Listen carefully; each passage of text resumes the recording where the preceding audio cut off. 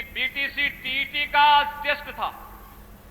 एक गिरोह कहीं से उसने पेपर लीक किया। हमने कहा पूरे पेपर को अभी निरस्त करो।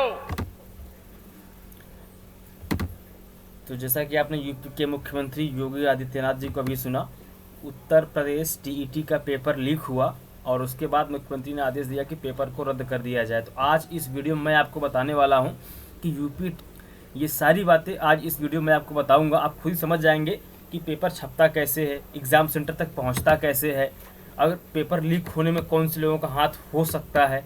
ये सारी बातें अगले कुछ मिनट में, 2 से 3 मिनट का वीडियो बनाता हूँ। मैं बहुत लंबा वीडियो जानबूझ के नहीं बनाता हूँ ताकि सब लोग इसको जल्दी से देख पाएँ। तो चलिए शुरू करते हैं कि किस पॉइंट पर चूक हुई और कहाँ पर पेपर छपा और कहाँ पर बना। तो सबसे पहले परीक्षा की पूरी प्रक्रिया को समझिए आप। यूपी बेसिक शिक्षा विभाग सबसे टॉप पर होता है। सतीश द्विवेदी जी फोटोग्राफ आप देख रहे हैं, ये सतीश द्विवेदी जी हैं और माननीय मुख्यमंत्री जी की फोटोग्राफ देख रहे हैं आप। और ये सबसे टॉप जो डिपार्टमेंट है यूपी का, उसके अंडर में सारी परीक्षाएं जो बेसिक शिक्षा से जुड़ी होती हैं वो कराई जाती हैं। और बेसिक शिक्षा विभाग के ठीक नीचे काम करता है state education research council, short में इसको SCRT बोलते हैं। लखनऊ में इसका हेडक्वार्टर है। तो बेसिक शिक्षा विभाग के नीचे SCRT, यानी SCRT की जिम्मेदारी होती है इस परीक्षा को कंडक्ट कराए। और SCRT में भी नीचे एक और विभाग है, इसे बोलते हैं परीक्षा नियामक प्राधिकारी इलाहाबाद।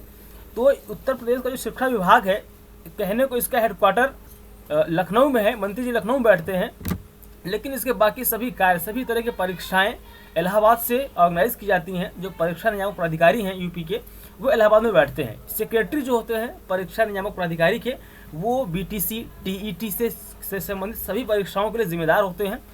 जो ऑर्गेनाइज, जो एग्जीक्यूटिव बॉडी है, वो परीक्षा नियामक प्राधिकारी की बॉडी है जो इस पूरे एग्जाम्स को करवाती है। तो ये यहाँ तक की बात होगी। अब इसके बाद क्या होता है, इसके बाद समझिए। इसके बाद परीक्षा नियामक प्राधिकारी किसी परीक्षा को ऑर्गेनाइज करवाने के लिए कुछ एजेंसियों का चयन करता है।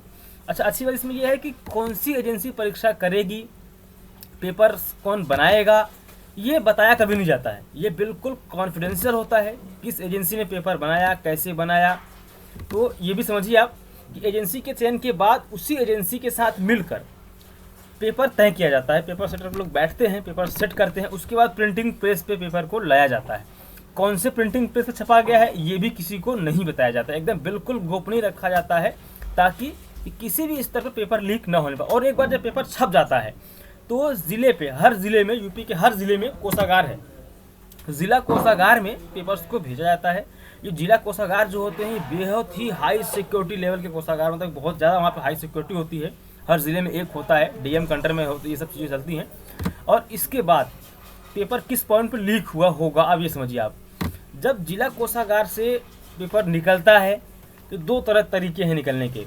नंबर 1 कि जो दूर के परीक्षा केंद्र होते हैं, मान लो कि आप इलाहाबाद में हैं और इलाहाबाद से दूर कहीं मेजा में या फिर उधर सुराव में या फिर कुराव में कहीं पेपर है, तो एक दिन पहले पेपर परीक्षा केंद्र पर भेज दिया जाता है।